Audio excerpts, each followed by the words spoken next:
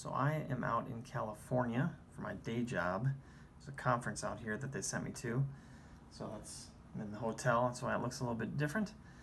But I thought I would take this time to make a little video to explain why tabletop gaming has become important to me. So it's one of those things I didn't grow up with. We didn't have much for games. Actually, I was an only child, so my opportunities to play were limited, and the friends that I did have, we did just tons of playing outside and played with Legos, and just board games weren't really our thing. I think it's probably because we just didn't know about it. The only things that we played were just the general, garbage that, I don't mean to call it garbage if you are really into it, but, Sorry and Trouble and Parcheesi, Scattergories. Some of those can be fun, yeah, but they're so simple, and that's what I thought board games were.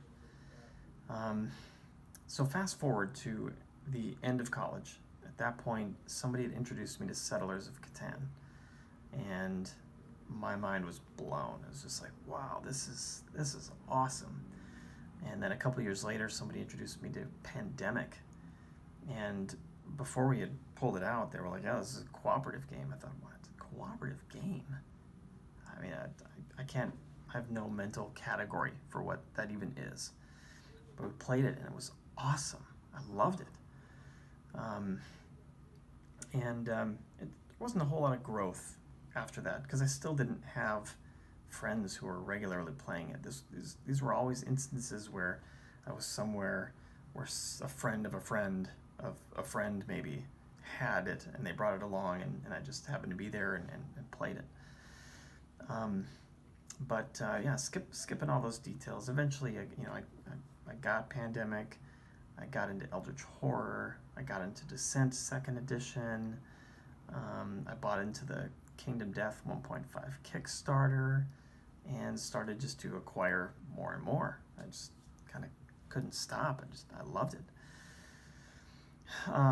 But back in December, so this last December, so December 2017, I'll try to just keep this short, but I started to have issues with my eyes, where I was getting sick, like looking at screens, like my phone, computer, television, anything, any screen, more than 15, 30 seconds, I would start to feel sick, like motion sick.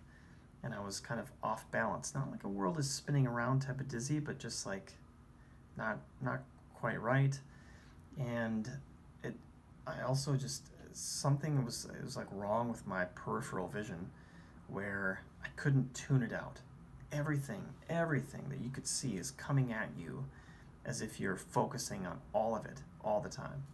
So driving was terrible, because everything's moving by super fast. I just couldn't tune it out, and it would make me sick. And I'd have to basically, the best place for me was a dark room with nobody else in it. No ceiling fan, just no motion, no nothing. And I went to numerous doctors. They couldn't figure it out. They prescribed me with steroids and all sorts of other things that didn't do anything for me, and ultimately I had no idea what it was.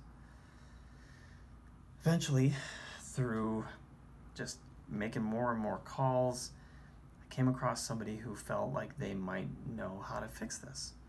And I did my evaluation with them, and the doctor said, "Yeah, I think I know what this is, and I think I can fix it for you."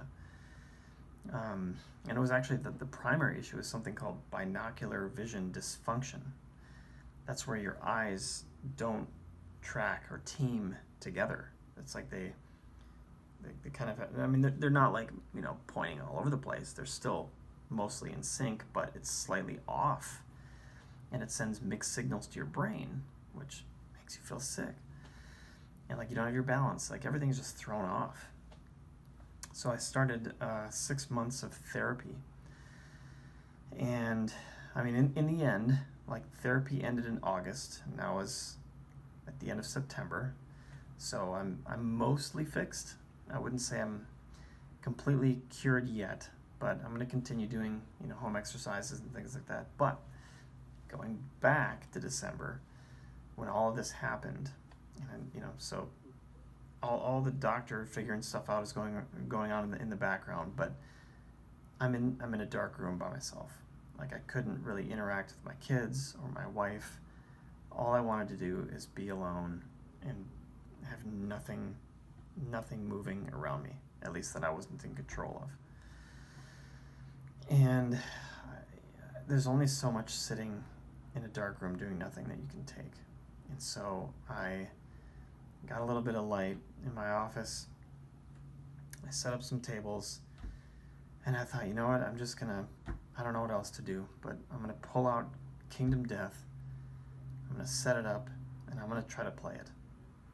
And so I did that, and man, I got into it, and I loved it. And it was just one of those things where it's not like it saved me.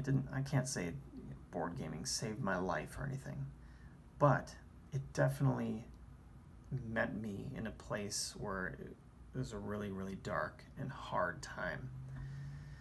And it was something that I was able to just kind of immerse myself in and get my brain off of thinking about all the crap that was going on and not knowing what was going on, and allowed me to have some sense of enjoyment, investment into something other than just feeling down.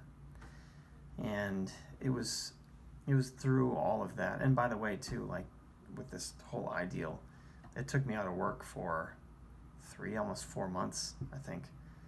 I burned up all my PTO, all my sick time, and then some. And it was scary. Like, it was really scary. I've got a wife and 3 kids. I'm the only income in the family, and that's a big deal. But yeah, I mean, really, that was one of the only things that I could do. And so I did it, and it was good. And it was like, from that point, I just realized, like, wow, like this is something that I love doing. And I love it even more now that my eyes are much more back to normal. But I really realized I kind of want to make it a hobby and a lifestyle. It's good. I think it's good for the brain. It gets you thinking a lot. Gets you around the table with other people. And I think that's great. And then, this is kind of a whole nother topic, really, but I'll go into it just a little bit. I really feel strongly about how much time kids these days are spending on screens and video games and television and everything. And man, board games within the family, I feel like, what a fantastic thing to do together. You're not on a screen, you're not on video games, you're sitting around together, using your brains, having a great time playing and strategizing, especially co-op stuff. I've been, getting more into playing co-op with my 11-year-old, who's my oldest, and we've been playing Harry Potter Hogwarts Battle, the card game, lately, and man, it's been a blast. We both love it. It's good time spent together. My twins are, starting to get older. They're 7, and they're starting to love things like Labyrinth and what was it?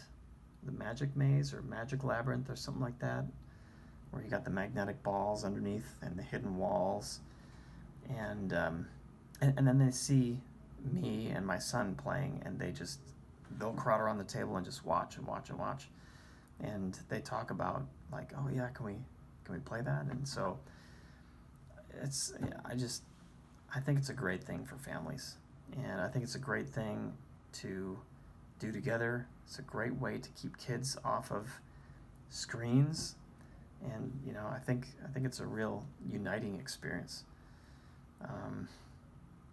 that I hope to continue to do more and more as they get older. I love it. So anyway, yeah. this was really just kind of a, hey, here's a little piece of me and why I like tabletop games and why I've kind of decided to make it a hobby of mine. That's why I'm kind of making these videos. It's just I'm in board games all the time, and figured this would be a creative outlet that might help me get more connected to the community out there, which is a great community. So anyway, that's a little bit about me. If you got any more questions or anything, I'd be happy to answer. So please feel free to reach out. But otherwise, we'll see you next time.